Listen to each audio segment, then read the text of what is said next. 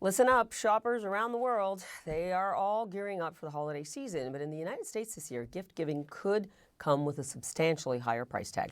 LendingTree, a lending marketplace, estimates that consumers and retailers will be hit with $40 billion of extra costs this December, all because of President Donald Trump's tariffs. That's about $132 per shopper. Now, LendingTree is warning that higher prices could force people to cut back or push them into debt. Pau Pujolas is an associate economics professor at McMaster University in Hamilton, Ontario, and joins us now. Good to see you. And I do want to rewind with you to the spring and when the Trump administration, to the surprise of many, including you, used your research to justify high tariffs on nearly the entire world, saying that, your research shows that, and I'm quoting the Trump administration, that the U.S. can improve economic outcomes, raise revenues, and impose huge losses on the tariff nation, even with full retaliation. I want to go back to your reaction. What do you think of the way the White House interpreted your research? They left a substantial part of the work on the side. They just picked the part that they felt comfortable with, but didn't really implement any of the work that was being done. And certainly the way in which all this trade work has happened is at light years from the type of work that my colleague Jack Rosberg and myself did in the paper that they cited. And given the way they've now conducted themselves in these trade negotiations, now your research is timely because of the real world implications. Now, in seeing how prices are behaving now, and we just articulated some of that, does it bear out, in fact, the research that you have done, that unless tariffs are, in your words, optimal in specificity and scope, they obviously can actually hurt consumers and the economy?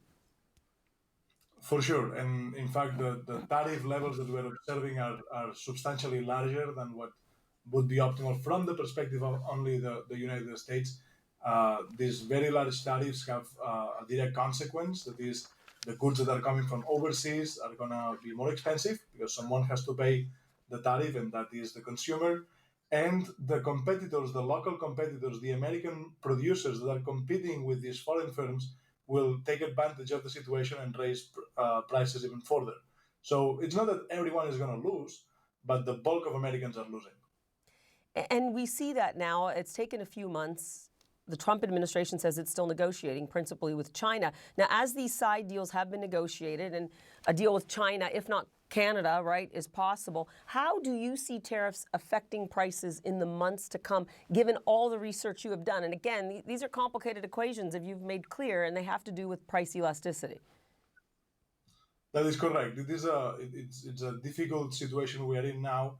All the research that any economist is doing is always creating an artificial world that resembles as well as we can what we're observing in the data, and then we are running exercises in that computer in a world that is like a video game, if you will.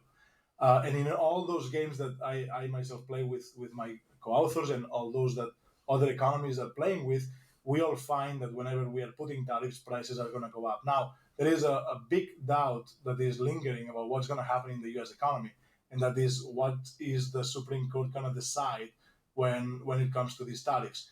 According to the prediction markets, they are betting that 75% all those tariffs are going to be struck out by the Supreme Court. And if that happens, prices are going to go down immediately. Immediately, and yet the Treasury is warning that that could have severe implications. Do you believe that, in terms of an economic strategy here, and again, as you said, you're putting these into computational models, but some of which the White House is looking at quite critically and quite seriously, do you still think, given going back to your research, that having targeted tariffs and using other sections of the law to apply or keep those targeted tariffs in can work for the Trump administration? It's a very good question. So the thing that we have to understand is that the Trump administration is trying to do two things at the same time with these tariffs. On the one hand, they are trying to punish China because of all the practices that the U.S. Thinks that China shouldn't be doing, in particular when it comes to technology transfer, this acquisition of intelligence of U.S. firms that is going to China. They don't like that, and they want to punish China for it. And the second thing that they want to do is they want to give tax cuts to people. They want to lower the income tax rate. And in order to do that, there is only one way to do it. That is, you have to put taxes somewhere else. Ideally, the U.S. government would put something like a sales tax, taxing all the goods that are being consumed, not only the ones that are being produced elsewhere.